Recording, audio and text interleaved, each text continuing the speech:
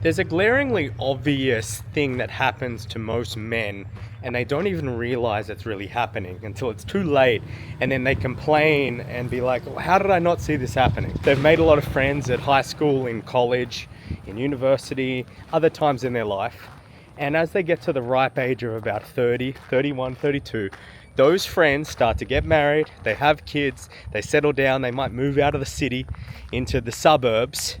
And these guys think, oh, my whole social life is ruined. But they don't understand that it's not just ruined. You're slowly but surely decimating it to absolute zero. And so the question was, is this the true reason? And it absolutely is. Because you haven't identified, and I identified a long time ago, that if you are not replacing friends, very similar to a lot of things in life, you are losing them.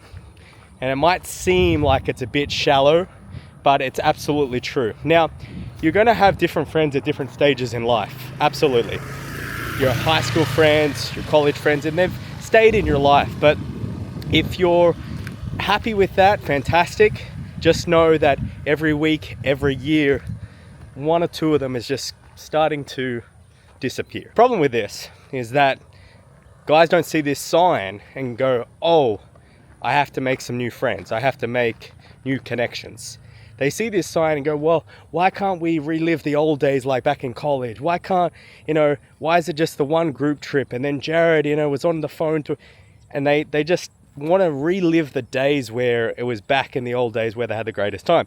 Usually, whether they were part of the fraternity or the frat days or high school days, whatever it was. And you're living in the past. It's like that guy in your old hometown that relives the touchdown that he scored in high school or in freshman and sophomore year, whatever it is. You get the idea.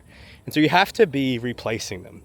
And so what I came to the realization was quite lucky that when I stepped into RSD, I lost every single friend that I'd ever had in my life.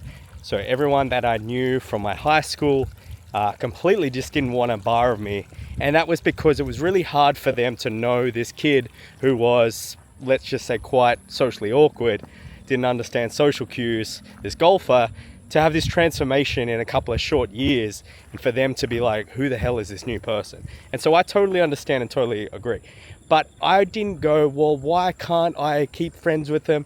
I understood. I was like, okay, if we're in a sinking ship, if we're in the Titanic, I'm not going to be the person that goes, no.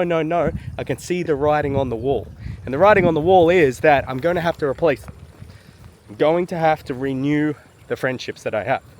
And so I understood. I was like, okay, well, what does make a friendship? And this is what the guys don't understand, that yes, you made friends. How did you make the friend? And so I'm going to give you the understanding here how. So what I really understood was a couple of key factors. Number one, that friendship and connections and making friends is very, very important.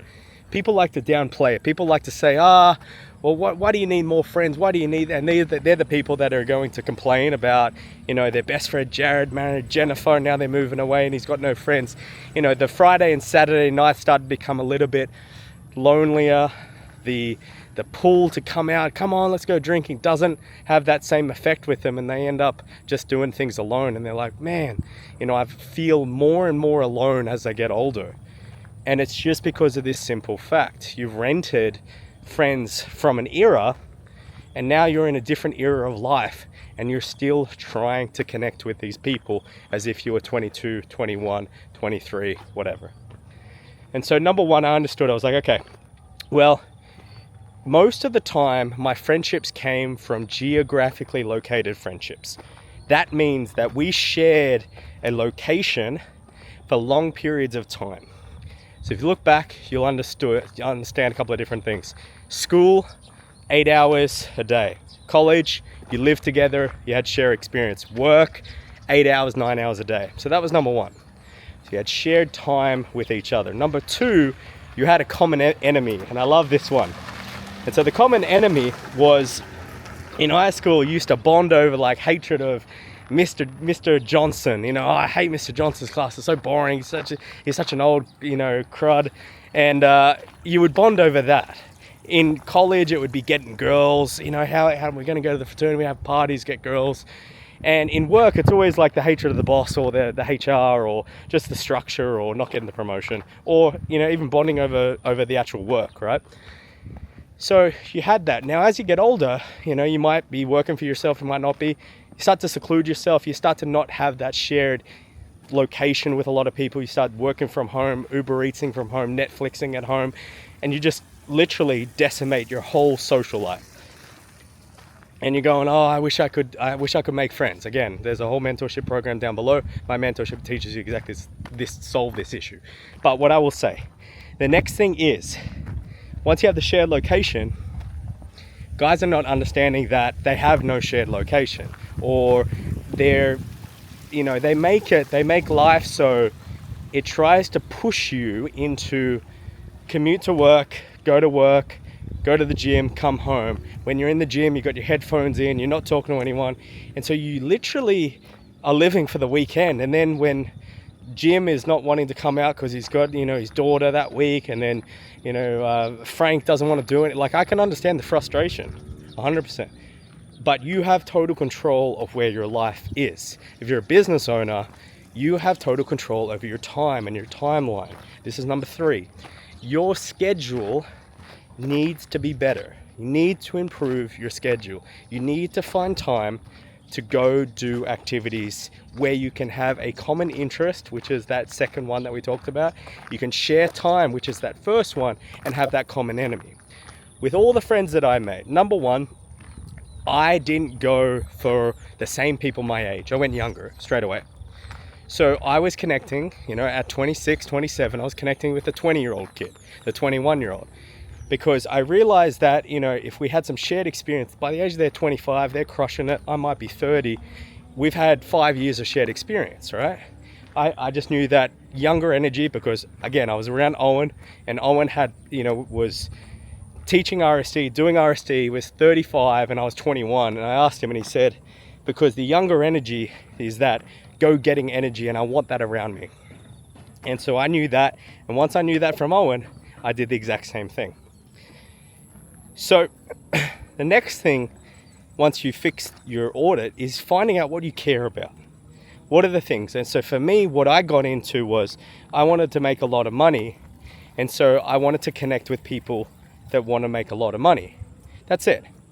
I'd done the girls, I had lots of girls, and girls had connected me with other guys as well. I always say in my mentorship program, the high value guys are around the hot girls and hot girls are around the high value guys. So hot girls have actually introduced me to a lot of different people, but I usually connected with someone over a commonality. In my program, we talk about the 5 stages of friendship. It goes from stranger to acquaintance. That's when you know their name. It's where you know information about them. From acquaintance to friend, that's where you know more information, you've spent more time, and you've had shared experiences. So basically, say like a friend is not someone that one guy in the gym that you just know and you go talk about the gym and you don't text, you know, that gym buddy. It's usually someone that you've gone to multiple locations with, right? So once I connected with a lot of these guys, I just knew the steps of friendship, the ladder, was I need to hang out with them. We need to do other things that are not related to, say, like the gym guy. If you constantly go to the gym guy is only going to be the gym guy to you. If you go do sushi and go, oh, let's go work at this cafe after the gym, and the guy's like, heck yeah. Well, now he's now in a geographically located position. Sorry, he's in a different spot than when you met him. So usually what took a friend from high school, you use the same analogy, was a friend wasn't really a friend until you hung out after school. A friend in college wasn't someone that you just saw in your class. It was when you hung out after the class. And you're going to do this exact same thing in all these different things. You're trying new things. You're connecting with new people. You've got new common interests and shared interests. Meeting them and doing something else solidifies that friendship. So this is going to stop you being Friday, Saturday night with nothing to do. This is going to stop you from not having the plans that you want. When everyone's getting married doesn't mean that you can't be friends with them anymore. It's just that their priorities are changed. They're different to yours. And so if you are that last guy in the friend circle that doesn't have a girlfriend, doesn't have a wife, it can be incredibly frustrating because all they want to do is couple stuff. All they want to do is very boring stuff. And that's okay. They're at a different era, a different stage than you. Don't blame them for it. But the blame is on you if you do nothing about it. You have to do something about it, otherwise you'll be stuck. And that's where I see a lot of guys. My friends don't do the things I want to do. No one wants to do that. You know, they're all getting married. And it's like, what have you been doing? How have you not thought of this for the last 3 years? How have you not seen the writing on the wall? The writing on the wall has been there. You have had your blinkers and blindfolds on. So this is a big step for you. It's like, okay, I need to connect with new people. I need to really level up my social life. I need to level up the people I'm around. And if you don't take this seriously, you're going to be 35 and have no one in your life except married people that are boring, that don't drink alcohol, that go to a fitness and a run club. Okay, so if you want to level up, link in bio right there for my mentorship group. Other than that, hope this video works and you take action on it. Sam here, checking out. I'll see you in the next video.